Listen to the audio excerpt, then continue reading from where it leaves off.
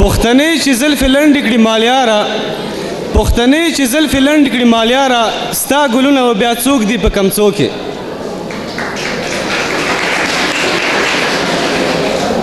د مشاعرې په دې برخه کې زموږ تکړه ځوان خوشحال انځور ته بلنه ورکوو چې راشي او خپل شعر تاسو ته وړاندې کړي